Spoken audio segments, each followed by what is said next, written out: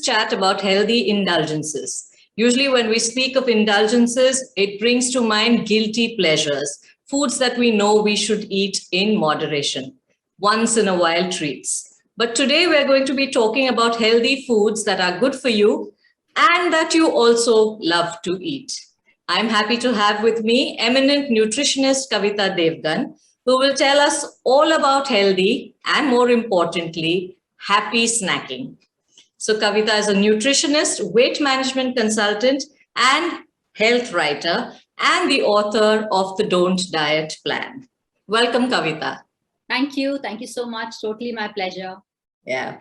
So let's start by talking about your book. The title itself is so intriguing, The Don't Diet Plan.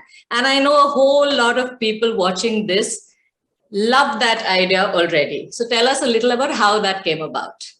Absolutely. Totally after my heart. I love the idea too, which is actually, which is why this book actually got written. To be honest, Rimrose, this book has been in my mind since almost 2015 or 16, because that's when I wrote my first book, which was called, Don't Diet, 50 Habits of Thin People. So there, basically what I had done was I had, put together the habits that thin people automatically have or follow. So this book started in my mind then and there, because I realized after writing that book that now is the time to tell people the strategies that work as well, Absolutely. So it got written one chapter at a time. Whenever a strategy would work, it would find a place in the manuscript. Whenever it won't, it'll get stricken out and, modifications would happen. So literally one chapter at a time is how it got written. Meanwhile, I ended up writing 2 other books. Which wow, you're prolific. completely non-diet related. So one was Ultimate Grandmother Hacks, which was more about, the traditional habits that I felt we must bring back in today's times. Then I wrote about the everyday superfoods, and that book was called Fix It With Food. Finally, this book's time was here. Yeah. And actually the timing worked perfectly well, because a lot of people were very worried about, the weight gain during the pandemic. Yeah. It came at an opportunity. It came out at an opportune time. Yeah. It has a lot of strategies here which actually work. And my only purpose, literally the only purpose of writing this book, is because it's literally my life's mission to steer people away from fat diets. I mean, I do that in my practice every day, but I felt that, I need to write a little bit more about it. And I realized being negative about it and telling people don't do this or don't do that is not going to work. So I decided to put down strategies, that work better than fat diets. Yeah. This is in a way telling people that you can lose weight the right way and the painless way and without harming your body. So there are ways to lose weight without opting for fat diets. So this is what they do. Which can actually be done, right? Because absolutely everything here, every strategy is time tested. Take it from me, it works. So, for example, if there's a chapter on good calories, I'm not talking about just calories. So I've gone a step further and I've spoken about good calories and bad calories. So, so by the end of that chapter, you would actually realize how you can choose your calories right. Yeah. Similarly for protein, for good fats. Then there are diets in there, practical ones that you can actually apply, like there's a Monday diet, which is actually a big hit with people. Mondays are always days that you need diets. Terrible weekend. You would want to, probably do a sensible diet on a Monday. So there's a Monday diet there. Then there are quizzes there. So you'll find it a fun read as well. Oh, that sounds great. And you spoke of the pandemic. This whole pandemic, I think we've had time to sort of look more closely at our lives and re-examine, how we're living, what we're eating. So what were the most significant trends? Apart from people being worried about weight, what were the most significant trends that you've seen in your practice through this whole period? Yeah, big change. I feel, Primrose, that we were moving already in this direction. Health was becoming a priority. Even before the pandemic, somehow the direction has suddenly changed a little towards health, but this pandemic hastened it. Yeah. So now the focus is thankfully squarely back on health. Yeah. All the warning bells went off. Yeah, and I hope the lessons stick. Yeah. I hope we don't forget as the time goes by, because this was one big shock of everyone. Everyone realized that being maybe a couple of kgs overweight is not such a huge problem as having a lower immunity is. Yeah. So buzzwords changed. That's the one big trend. First is focus on health. Second, the buzzwords have changed completely. So now if you Google, you'll probably find more results for immunity as compared to, like, say, maybe, weight loss or fat diet or something like that. So which is a very, very positive sign. Another very big change I've noticed in my own personal practice is that earlier people would just come to me for weight loss. I would, of course, do a holistic thing for them and sort out their gut also. And, because when I deliver weight loss, I don't just do weight loss. I do everything, because that's the only way to make it stick. Yes. Holistically is. Absolutely. Your gut health, your skin, your immunity, and everything I get in the picture. But today, I'm very happy to see that people, when they come to me, they ask for this. Yeah. Which is good. I don't have to force it on them or really educate them about the importance of, like having a great gut health. Absolutely. Or not just weight loss. But awareness now, much greater awareness. And a lot of people are just calling in and taking consultations for preventive health, which is such a good sign. Yeah, it is. They are fine. They're at the right weight. They are practically, they're fit, but they really want to know whether they're eating right or not. I like that. I really like that. Yeah, it must be very gratifying to see that, and collectively across the world, people have been trying to sort of get more interest in dietary, nutritional kind of, that sort of thing for wellness rather than, so it's a great sign. Yeah. Absolutely. Yeah. And so as part of this holistic approach to health, well-being, I think now snacking has also come in. And at one time we used to think of snacking as something bad, that, it was frowned upon. And now we've realized that it is something that we have to sort of account for and to add into our daily lives to perhaps keep us from going off the rails, and, not eating really well. So tell us how that sort of came about and how that gradual change in thought as well. Snacking was given a bad rap unnecessarily. Snacking is not bad. I've always been writing. In fact, I remember writing a first article on this at least 10 years back, at least a decade back, when, everyone used to say, stop snacking. Snacking is bad for you. And I'm like, excuse me, snacking is not bad for you. Wrong snacking is bad for you. In fact, right snacking can actually add on to your health in a big, big way. It does a lot of good to you if you snack right. One, it makes sure that it keeps your energy levels stable through the day. Absolutely. Second, this is the best hack, I feel, to ensure that the nutrients that could be lacking in your diet are added to your diet. If you feel that you need more calcium, then you snack on calcium-rich foods. If you need vitamin A, maybe because, you're for your skin or for your hair or for your eyes, then you snack on carrots. If you need good fats, you snack on nuts. So it's a very, very smart way of ensuring the right nutrients. Plus, it helps fill the gap of the protein gap, which is there in our diets. So it's a wonderful way. And third, the most important reason, in fact, I feel, the bad rap it got was because people felt that they snack, they're going to gain weight. Yeah. Right? But here there's a big distinction people need to understand, that only if you snack wrong will you gain weight.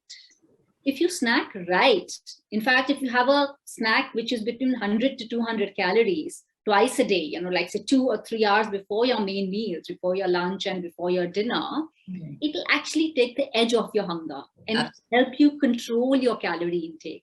So I use it as a big tool in my diet. Snacks work beautifully. So which is why people have realized, I think now, and what you're asking, that is why this change is coming about. People are realizing how to snack smart. Yeah. And I think we're getting a lot of awareness even on that, how to snack smart. So you've worked with California Pistachios, and you believe that they could be a very important element in a healthy eating plan. So could you tell us a little about that? Absolutely. See, the pistachios, California Pistachios, they tick all the pluses that I mentioned right here now about snacking, right snacking. So they tick all the boxes. They give you protein. They give you good fats. They are delicious. They have a lot of fiber, so a lot of satiety. So they are a perfect snack. And with snacking, I feel what is very important, is for a person to be prepared. Yeah. If you're not prepared and you're hungry at that point of time, you will snack wrong. You will eat whatever you get your hands on. Exactly. So this is such a non-seasonal snack, which is available through the year, which is such a wonderful snack to have around, Yeah. And it's so important to have a snack. I keep it on my dining table in a transparent jar, so that if I feel snacky, of course I do too. Everyone does. That's all you do. You take a handful of it and you have it. So and you're not doing yourself any disfavor at all. I mean, I think you're doing yourself a great favor. Yeah, because you're adding nutrition to your diet, which is a great way. Which is why California pistachios are fitting in very well within the right snacking, window. Right. Yeah. So, of course, Indians know pistachios. We love pistachios. But there's always been something sort of celebratory about them. They're added for color or for flavor, a garnish, as a touch of luxury. Even seen, as you said, as a seasonal sort of indulgence. But how has California pistachios worked to make pistas, as we call them, a part of daily life, everyday life? Oh, pista was considered a luxury growing up, remember? Yeah. Especially when I was growing up, it was a luxury, and it'll be added just like a small garnish, just to make a dish look really pretty at the end. But we've come far away from that. We really have traveled a lot away from that, notion of using it only as a garnish. Yeah. See, I think people have realized two things have happened. One, its availability has become much more now, So I feel California pistachio has done a damn good job of making sure that it is available so easily to everyone, Secondly, it is something that people have realized. The health education has been wonderful. Yes. People have realized how good it is for them to snack on pistachios, So obviously, so the health conscious people tend to reach for it in any case because of all this awareness. Thirdly, pista as a standalone snack has become a commonality now. It's no longer just a baking garnish or, to be added on the kheer on top. Kulfi. Yeah, just to be used for cooking or something like that. Exactly, kulfi. You remember? Small spots, that's all where we would find it. And it seemed very exotic in those days because that was not as common, like you're saying, it was...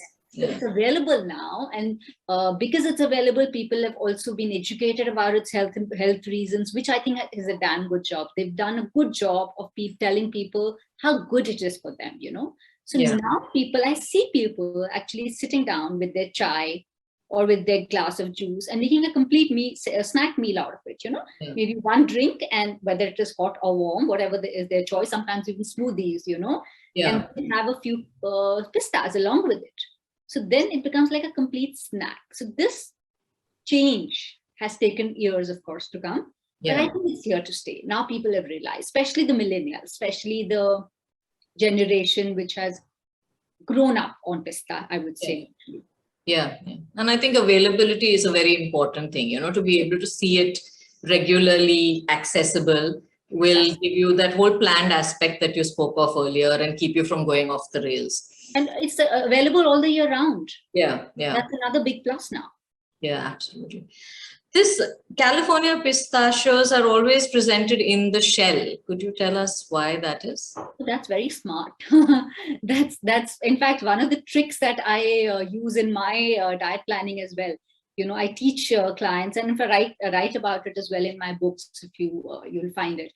Any food that makes you work a little more to eat, will satisfy you with less, and the satiety will be longer for lesser amount of food. So with pista, when it comes in the shell, one, visually, you feel that you're eating a lot more. Yeah. Right. And secondly, when you're shelling each one of them and then popping one and then shelling the next and popping one, the brain takes about 20 minutes, right, to realize you're full. So with lesser number of pistas, you feel satisfied. So that's the idea behind it, and it works.